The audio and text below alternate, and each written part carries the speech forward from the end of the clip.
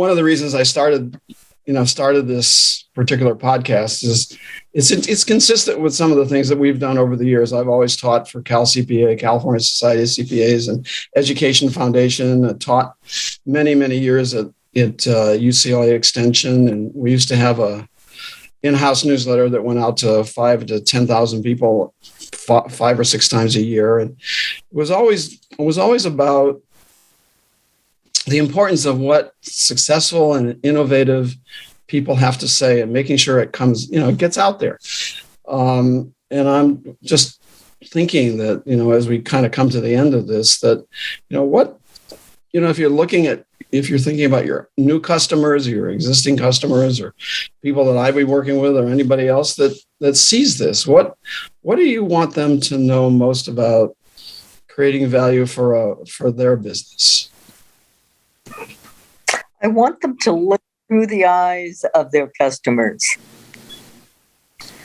and figure out how to provide what those customers need.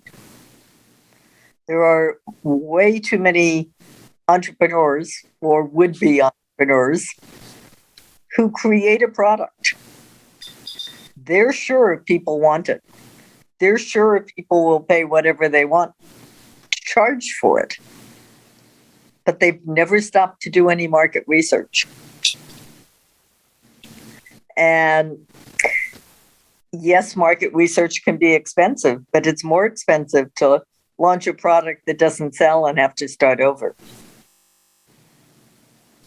So I always urge start the right way. I agree with what you're saying, and I often think about so many of them. I wish I could think of an example, but there's so many things and little things in life that I think about. Why did I have to work so hard at that little piece of equipment that I just did? Or why do I have to dial it this way? Or has anybody ever invented this, ever tried this product out? It's like so many times, and so many products actually that we actually have to use because we need to use them, but who thought of this way to do it? Who thought of the way to do this? It's like, so it's almost pandemic in its own little way, that people do not take the time to reach back into the situation and understand what people are experiencing. Or have a good help desk. Have what? Or have a good help desk. Yes. Our client with the simple technology products for seniors, they don't want any product to ever be returned. So if you have trouble setting it up, you call their help desk, they'll walk you through it. And it really is simple. It's not like what we think of technology being. Right. Well, that's wonderful. And do they... and what does the customer say about what the experience of having to be walked through the process? So far, it's worked well. They've had almost 0 returns.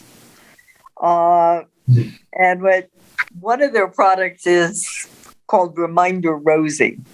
Reminder Rosie? Reminder Rosie. Yeah. You could, let's say you have an ill parent, and you can record up to 25 messages saying, after lunch, take 3 white pills.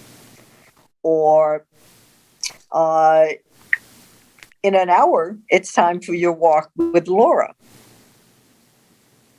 So they hear your voice, which is comforting to them and familiar. You don't have to remind them because Rosie's doing it for you. And it makes them feel better. It takes some stress off of you. And they're finding that it works remarkably well, has increased medication compliance in those who had compliance issues. It's increased compliance 86%. Oh, wow. It's a little doll-like thing or something? It's a clock. Oh, it's a clock. Interesting.